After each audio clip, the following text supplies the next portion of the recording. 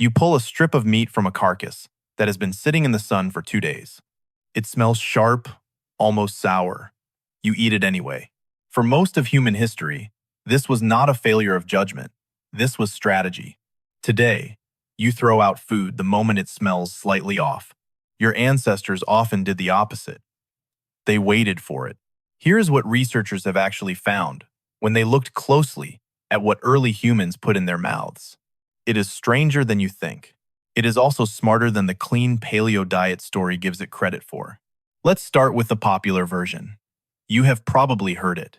Hunter-gatherers ate lean meat, wild greens, maybe some berries. Simple, natural, clean. That version is mostly marketing. The real archaeological record tells a messier story, and it starts in a cave in northern Spain. In 2011, biological anthropologist Amanda Henry examined dental calculus from Neanderthal remains found at El Sidrón Cave.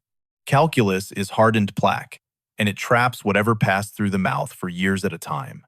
Inside it, Henry found microscopic starch grains. Some of them showed signs of having been cooked.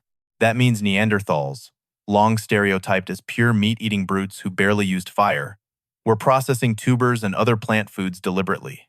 That stereotype, the dumb, meat-only caveman, is one of the most persistent myths in popular science. The dental evidence does not support it. Neither does most of the recent research on Neanderthal diets more broadly. But plants and reasonably fresh meat are the easy part of this story. The harder part is everything else that was on the menu. Insects, for one.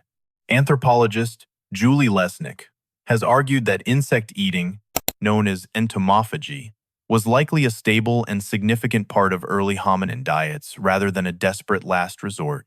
Termites, grubs, and grasshoppers are still eaten today across parts of Africa, Asia, and Latin America. They are calorie-dense, they are easy to gather, and unlike big game, they do not require days of tracking and a great deal of luck. Fire changes this whole picture, and it may be the single biggest factor in the story. Primatologist Richard Wrangham has argued, in what is often called the cooking hypothesis, that cooking effectively predigests food outside the body. Heat breaks down tough fibers and starches before a single bite reaches your stomach, which means the body spends far less energy extracting the same calories. Wrangham's case is not universally accepted in every detail, and the exact timeline for when cooking became routine is still debated among archaeologists. But the basic logic is hard to argue with. A cooked tuber delivers more usable energy than a raw one for less digestive cost. That difference, repeated across millions of meals over hundreds of thousands of years, adds up to something enormous. Tubers themselves deserve more credit than they usually get. Researcher Kristen Hawkes, working with Hadza communities in Tanzania, has documented how heavily some foraging groups rely on underground roots, particularly when hunting fails to bring in meat. Her work, sometimes discussed alongside the grandmother hypothesis, points to a simple but important idea. Reliable, low-glamour foods like roots and tubers were not a backup plan for hard times. For many groups, they were the backbone of the diet, with meat as the exciting but unpredictable bonus on top. Then there is bone marrow, which required a different kind of effort entirely. At Olduvai Gorge, in Tanzania, archaeologist Henry Bunn has documented cut marks and percussion marks on animal bones that are consistent with deliberate marrow extraction. Early humans were cracking bones open specifically to reach the fat-rich tissue inside. This was not incidental. Marrow was one of the most calorie-rich foods available, and getting to it took the right tools and real effort. Coastal sites tell a similar story of resourcefulness. At Blombos Cave in South Africa, research led by archaeologist Curtis Marion points to early and consistent use of shellfish as a food source, going back roughly 160,000 years. Shellfish do not run. They do not fight back. For a coastal population, they were a reliable, low-risk source of protein in a way that hunting large animals never could be. Now, for the part that tends to make modern audiences flinch, meat well past what most people today would consider fresh. This is more difficult to prove directly from bones alone, so treat it as informed inference rather than settled fact. Some researchers point to present-day Arctic foraging communities, including some Inuit groups, who have long practiced controlled fermentation of meat and fish as a preservation method. Whether Ice Age populations used comparable techniques is genuinely debated, since fermentation leaves little archaeological trace. But the underlying logic checks out on its own terms. Fermentation predates refrigeration by tens of thousands of years, and it does something specific and useful. It breaks down tough tissue. It can increase certain nutrients. And when done with the right knowledge, it can make a marginal food source safer to eat, not more dangerous. This is the detail that gets me every time. We treat rotten as automatically unsafe. Many communities, past and present, treat it as a technique that has to be learned and passed down correctly. Your own sense of disgust plays a role here too, and it did not appear by accident. Psychologist Paul Rosen, who has spent much of his career studying disgust as an emotion, has argued that it likely evolved as a food safety system, a gut reaction that keeps you from eating something genuinely dangerous, most of the time. But disgust is also learned and culturally shaped. What one group finds repulsive, another prepares as a delicacy, often using techniques refined over generations to make it safe. Fermented fish is a good example. In several Nordic and Arctic food traditions, it is considered a specialty rather than a risk, precisely because the method of preparing it has been passed down carefully enough to make it reliable. Reliability, in fact, may be the whole point of a varied diet in the first place. Anthropologists Kim Hill and Magdalena Hurtado, in decades of fieldwork with the Ache people of Paraguay, documented just how unpredictable hunting really is. Even skilled hunters come back empty-handed, far more often than popular imagination assumes. Meat was often a shared, celebrated windfall rather than a daily guarantee, which meant a group's real safety net was never the big kill. It was the wide, boring, dependable list of everything else.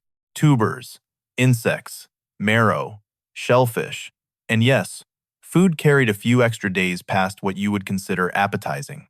There is even direct physical evidence for some of this, not just inference. Ancient human feces, preserved in dry caves and bogs, can survive for thousands of years as what researchers call coprolites. Archaeologist Carl Reinhard, who has spent much of his career analyzing these remains, has used them to identify actual plant fibers, seeds, small bones, and parasite eggs that passed through real digestive systems in the past. It is not a glamorous kind of evidence, but it is some of the most direct proof available of what people actually swallowed, as opposed to what we assume they must have eaten based on tools and bones alone. So picture the scene. It is dusk on the savannah, somewhere in what is now East Africa, tens of thousands of years ago. A small group has just brought down an antelope, or scavenged one from a larger predator's kill before the hyenas arrive. There is no refrigerator. There is no market stall. There is only what is in front of them, and the daylight left to deal with it. Someone cracks the long bones for marrow first, since it spoils quickly and it is worth the most. Someone else works loose a cluster of tubers from the ground nearby, using a simple digging stick. A child picks termites off a fallen log without a second thought, the same way you might grab a granola bar without thinking twice.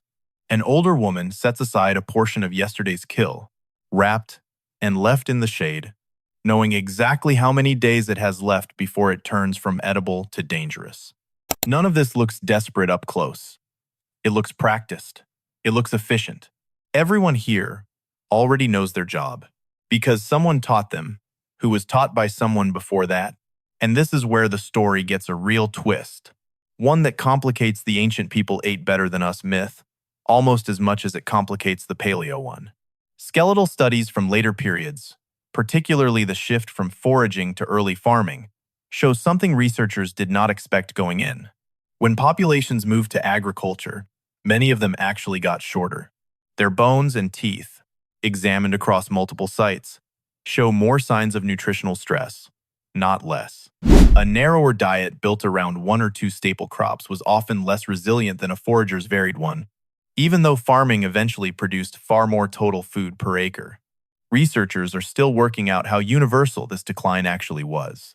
It varied by region, by which crops and animals were locally available, and by how the transition happened.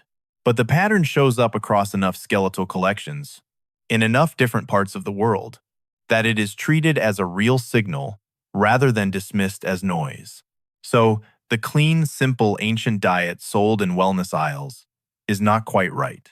And the idea that farming was a straightforward upgrade is not quite right either. The truth sits somewhere less tidy. Your ancestors ate an enormous range of things, judged case by case, using knowledge that had been tested and passed down over generations. Insects when game was scarce, marrow when it was available, roots when nothing else was. Occasionally, meat that had been aged well past what you would touch today, handled through methods refined by people who had learned, sometimes the hard way, exactly where the line sat. None of this is a diet plan. Nobody is suggesting you go dig up a termite mound for lunch, and nothing here should be read as advice about what you should eat today. What it actually shows is how much tested, practical knowledge went into simply staying alive before any of it was written down. Knowledge built through direct trial, close observation, and real consequences, refined across more generations than most of us can really picture. It also says something bigger about human adaptability as a species. The reason people managed to live on nearly every continent, in deserts and Arctic ice and dense forest, was rarely a single perfect food source.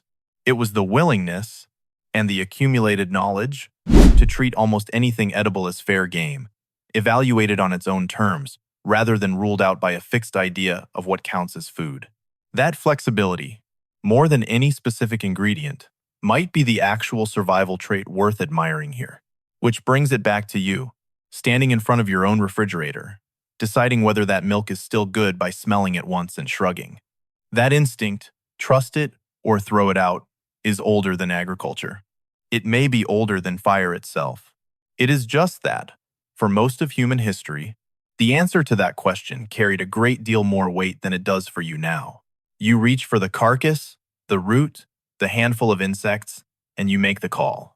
Your ancestors made that same call, over and over, with far less room for error than you have. And based on what the evidence actually shows, they were right far more often than the stereotype gives them credit for. You pull a strip of meat from a carcass that has been sitting in the sun for 2 days. It still smells sharp, but now you understand exactly why someone, a very long time ago, decided to eat it anyway.